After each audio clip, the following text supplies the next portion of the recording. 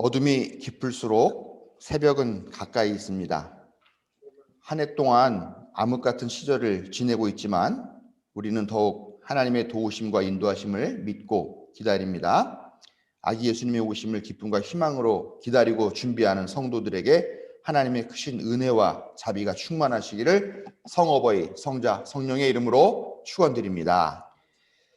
네, 성탄절이 다가오고 있는데 코로나가 더욱 기승을 부리고 있습니다. 오늘은 또 얼마나 나왔는지 확인은 못했는데요. 상황이 지금 이런 데도 불구하고 요즘 백신 때문에 막 사람들이 또 정부에 욕을 하고 뭐 대통령 욕을 하고 하는 그런 사람들이 또 있습니다. 그리고 또 갑자기 이렇게 확진자 수가 늘어나서 병상이 모자라다 그러니까 방역 잘 되고 그럴 때 미리미리 준비했어야지 왜 또 이제 와서 병상이 모자라냐 어쩌냐 이런 소리를 한다고 또 막 비난하는 그런 목소리도 높습니다. 이렇게 보면은 그래도 전 세계적으로 우리가 상당히 양호하게 방어를 하고 있다라고 생각을 합니다만 비난하는 사람들이 이렇게 있어요. 항상 반대와 반대를 위해서 그렇게 하는 사람들이 있는데 비난하기는 쉽죠. 비난하고 비판하기는 쉽습니다만 사실 어느 누구 하나 대안을 내놓는 사람은 없는 것 같습니다. 또 요즘 뭐 왜 빨리 3단계를 안 가느냐라고 얘기를 하는데 뭐 어떻게 생각하면은 그냥 후딱 3단계에 가서 좀 세게 그렇게 거리두기를 하고 나면 좀 나아지지 않겠느냐. 그 기간만 지나지면 좀 진정되지 않겠냐 생각하지만 또 자영업 하시는 분들이나 또 업장 운영하시는 분들이나의 입장을 또 생각한다면 그게 이렇게 또 쉽게 할 만한 또 일은 아니겠다 하는 생각이 듭니다. 아무튼 좀 어려울 때일수록 우리가 힘을 합쳐야 그것이 이런 국난과 같은 이런 재난을 극복하는 원동력이 될 텐데 마음에 안 드는 것도 있고 비판도 필요하겠지만 우리는 좀 서로 배려하고 용기를 주고 격려하고 또 위로하고 하는 그런 사람이 되었으면 좋겠다 하는 생각을 해봅니다. 시절이 어수선하니까 사람들이 많이 예민해져서 좀 다투는 일도 많이 있는 것 같습니다. 그렇지만 우리는 세상의 빛과 소금이 되어서 작은 역할이라도 좀 가족 혹은 또 직장에서라도 동료들에게 좋은 말로 용기를 주고 위로를 주고 또 격려를 해줄 수 있는 그런 성도 여러분들과 또 제가 되시기를 간절히 부탁을 드립니다. 성탄절을 기다리고 있습니다. 기다림, 이 강림절 4주 동안 우리가 기다림이라고 하는 주제로 그렇게 말씀을 나누게 되는데 과연 기다림이라는 건 무엇일까 하는 생각을 해봅니다. 우리는 평소 기다림의 삶을 살고 있는지 그리고 지금 현재 또 요즘 우리가 가장 많이 간절히 기다리는 것은 무언가 하는 생각들을 해봅니다. 우리가 뭐 예전같이 뭐 자주 독립을 뭐 간절하게 기다린다거나 아니면 무슨 민주주의를 간절히 기다리고 있는 그런 시대는 아니죠. 그래서 뭘 기다리나 제가 이렇게 가만히 보니까 제가 요즘 제일 기다리는 거는 택배가 아닌가 하는 생각이 듭니다. 요즘 같은 때 또 코로나 때문에 물류가 많이 늘어나다 보니까 택배 기사님들이 거의 천사같이 이렇게 보이기도 하고 우리의 간절한 기다림을 채워줍니다. 사실 뭐 천사라고 하기에는 참 뭐 작업복 입은 그런 모습들이 별로지만 그러나 아무튼 제일 기다리는 그런 사람이 아닌가 하는 생각이 듭니다. 우리가 무엇인가를 기다린다라고 하는 것은 우리가 뭔가에 결핍이 되어 있고 그 결핍을 채워줄 만한 어떤 그런 필요가 있기 때문이라고 볼 수가 있었죠. 만약에 우리가 모든 게 다 갖춰져 있고 모든 게 다 편안하고 또 전적으로 우리의 삶이 자유롭다라고 한다면 우리가 뭔가를 기다릴 필요가 없습니다. 무엇인가가 필요하고 부족하기 때문에 그것이 채워지기를 위해서 기다리고 있는 것이죠. 그렇기 때문에 사실 기다림이 없는 삶이라는 것이 어떻게 보면 가장 좋은 삶이죠. 가장 완벽한 삶일 것입니다. 그런 의미에서 우리는 예수님을 기다리고 있지만 사실은 어쩌면 예수님이 없어도 되는 그런 세상을 간절히 원하고 있다라고 말을 할 수가 있습니다. 우리는 아기 예수님의 나심을 간절히 기다리지만 사실은 더 이상 기다리지 않아도 되는 더 이상 예수라는 존재를 필요로 하지 않는 그런 세상을 간절히 바라고 있다라는, 어떻게 보면 참 역설적이고 참 아이러니한 그런 것이 우리의 신앙의 현 주소다라고 생각을 할 수가 있습니다. 예수님이라고 하는 구원자가 필요 없는 세상이라면 아마도 우리는 그런 세상을 지상 낙원이다 이렇게 이야기를 하겠죠. 그러나 예수님의 나심을 여전히 기다린다라고 하는 것은 지금 우리가 살고 있는 이 세상이 불평등하고 또 여전히 폭력이 있고 여전히 억압이 있고 또 자유가 없고 한 그런 불의한 세상이라는 증거가 아닌가 그렇게 생각을 합니다. 마찬가지로 교회도 그렇죠. 우리가 죄로부터 구원을 얻고 하나님 말씀을 들어서 변화되기를 바라서 뭐 천국에 간다거나 하는 뭐 그런 마음을 가지고 교회에 나오고 하는 하고 또 신앙을 갖지만, 사실 이미 하나님 나라가 만들어진다라고 하면 교회는 더 이상 필요가 없는 거죠. 교회는 임시적인 존재이고 과도적인 그런 존재라고 할 수가 있죠. 즉 우리가 기다리고 있는 것은 모두가 평등하고 평화롭게 사는 정의로운 세상이다라고 할 수가 있고요. 그런 간절한 마음이 예수 그리스도라고 하는 존재에 투영된 것이 아닌가 그렇게 생각을 할 수 있습니다. 그런 하나님 나라와 같은 그런 세상을 기다리는 사람들의 간절한 마음을 우리는 예수 그리스도라고 혹시 부르고 있는 것은 아닌가 하는 그런 생각들도 한번 해보게 됐습니다. 그러나 뭐 그런 나라가 현실적으로는 가능할 것 같지는 않죠. 그런 세상이 우리가 살아보고 인간 자신들을 보고 내 자신을 봐도 그것이 과연 가능한가 하는 그런 생각들을 하게 된다라는 것입니다. 가능하지도 않을 것 같은 세상에서 희망을 갖고 기다린다라고 하는 것은 어떻게 보면 희망 고문일 수도 있겠다 하는 생각을 합니다.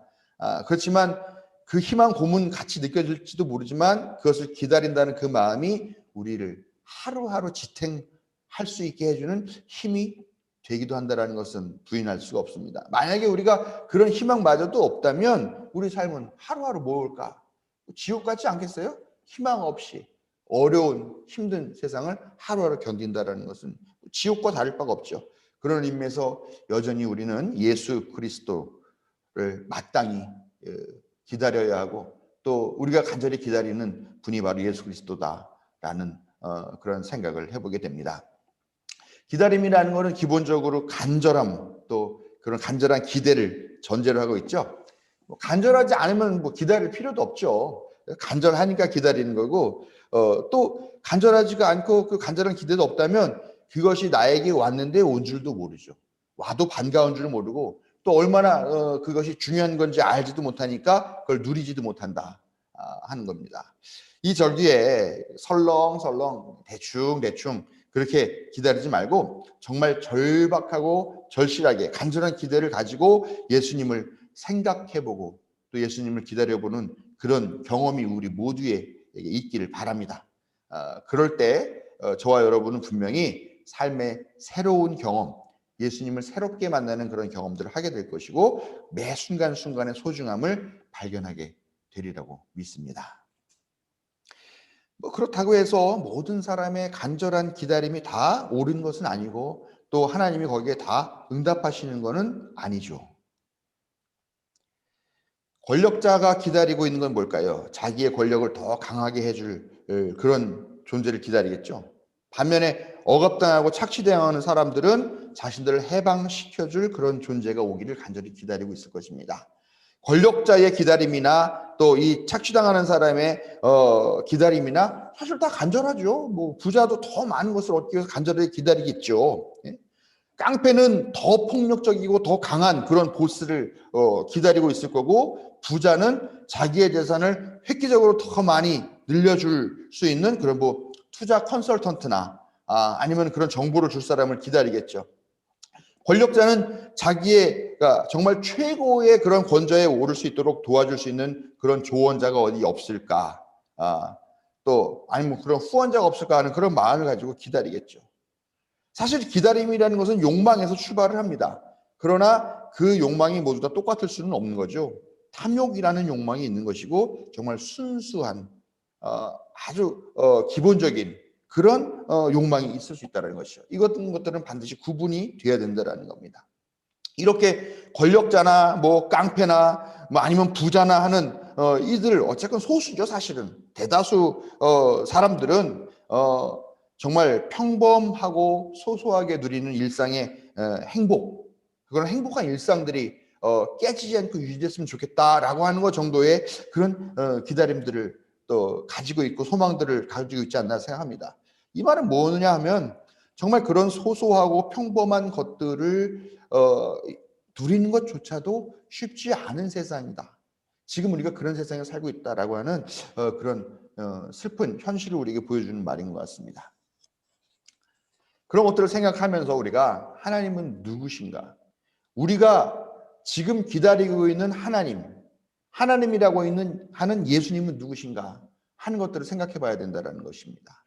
이사야서 61장 1절 말씀을 보면 이런 말이 나옵니다. 하나님의 영이 예언자에게 임했습니다. 그러니까 그 예언자가 선포를 하는데 뭐라 그러냐? 가난한 사람들에게 기쁜 소식을 전하고 상한 마음을 싸매어주고 포로에게 자유를 선포하고 갇힌 사람에게 석방을 선언하고 모든 슬퍼하는 사람들을 하나님께서 위로하게 하셨다. 이렇게 선포를 한다는 것입니다. 예수님도 또 회당에서 이 이사야서의 이 말씀을 읽으셨습니다. 그러고 나서 거기에 모인 사람들에게 뭐라고 말했냐면 오늘 이 말씀이 이루어졌다라고 선언하셨다는 것입니다. 하나님이신 예수님의 탄생은 전적으로 작고 또 소외당하고 부족하고 결핍돼 있고 약한 그런 보잘것없는 사람들에게 복된 소식이고 그들의 간절한 기다림에 대한 응답이라는 것을 우리가 기억해야겠다는 것입니다. 이 말은 아기 예수님이 오신 것, 하나님이 우리에게 오시는 것은요, 강한 자들, 가진 것이 많은 사람들, 그런 사람들에게는 재앙이라는 것을 의미하는 것이죠. 그들은 자기가 누리던 것들을 빼앗기게 되거나 자기네들이 바라는 더 큰 것, 더 강한 것을 원하는데 그것을 채워주실 하나님이 오시는 것이 아니라 오히려 작고 약하고 가난한 사람들을 위해서 오신다라는 거죠. 그렇기 때문에 그들은 예수님의 오심을 좋아하지 않고 오히려 반대한다라는 겁니다. 여기서 우리는 그런 질문을 받습니다. 너는 강하고 가진 것이 많은 사람이 될 것이냐? 아니면 부족하지만 좀 결핍돼 있지만 좀 모자라지만 욕심 부리지 않고 사는 사람이 될 것이냐? 이것을 선택하라고 하는 음성을 우리가 듣게 된다는 것입니다. 부디 우리의 기다림이 옳은 기다림, 하나님께서 응답하시는 기다림이 되시기를 바랍니다. 또 생각해 볼 것은 과연 성탄절 아기 예수님의 나심을 기다린다는 것이, 그래서 아기 예수님이 이 세상에 오신다는 것이 과연 우리가 갖고 있는 모든 문제를 다 해결하는 그 해답이 될 수 있느냐 하는 질문을 하게 된다는 것입니다. 예수님이 탄생하신 지 2000년이 지났습니다. 그러나 우리는 여전히 아기 예수의 나심을 기다리고 있습니다. 그 말은 뭐냐?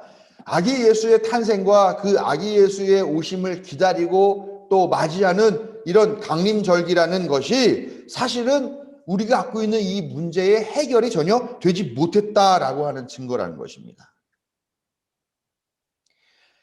예수님의 나심 그 자체만으로는 아무것도 달라지지가 않아요. 그럼 어떻게 해야 달라지느냐? 어떻게 해야 이 기다림이 정말 우리에게 복된 소식이 되느냐 하는 것은 바로 그 아기 예수의 나심이 나의 거듭남이 되어야 된다는 것입니다. 예수님의 삶이 예수님의 삶으로 끝나는 것이 아니라 바로 나의 삶이 되어야 한다는 것입니다. 그래야 그 성탄, 그 예수의 나심이 우리 자신에게 의미가 있고 이 2000년 동안이나 계속됐던 이 성탄절의 무한 반복을 끝낼 수 있는 기미를 보이지 않겠는가라는 것입니다. 바로 우리들 자신을 통해서, 우리 자신들에 의해서 말입니다. 결국 아기의 나심을 기다린다는 것은요, 우리 자신이 변화하고 우리 자신이 회심하기를 간절히 기다린다는 것과 같은 맥락이라고 우리가 이해할 수 있습니다. 그래서 바울은 갈라디아서 2장 20절에서 이렇게 고백을 하죠. 나는 그리스도와 함께 십자가에 못 박혔습니다. 이제 살고 있는 것은 내가 아닙니다. 그리스도께서 내 안에서 살고 계십니다. 오늘 우리가 꽤 긴 말씀을 읽었습니다. 이 말씀은요, 악인들이 평화롭고 풍요롭게 살고 또 살면서 누리는 각종 어떤 그런 기회와 특권, 권력, 뭐 영화 이런 것들을 부러워하는 시인의 갈등으로 시작을 하고 있습니다. 그런데 이 시를 보니까 이 악인들은, 이 가진 것이 많은 사람들은요, 살아서도 아주 아프지도 않고 평안하게 살고 죽을 때도 편안하게 아주 그냥 피부에서 윤기가 흐르는 그런 모습으로 죽는다고 그렇게 이야기하면서 부러워하고 있습니다. 그러면서 나도 그렇게 살 걸, 사람들도 다 그냥, 그 하나님의 그 어디 계시느냐, 뭐 하나님이 할 수 있는 게 뭐가 있느냐, 다 그렇게 말하는데 나도 그렇게 하고 싶다. 그런 갈등들을 느끼지만 그런 두려움의 끝에 깨닫는 것이 뭐냐? 그럼에도 악인의 종말은 한낱 꿈처럼 자취도 없이 사라진다라는 것을 깨달았다는 것입니다. 헛된 것을 기다리고 부러워하는 이들의 종말은 결국은 그렇습니다. 우리가 분명하게 알아야 돼요.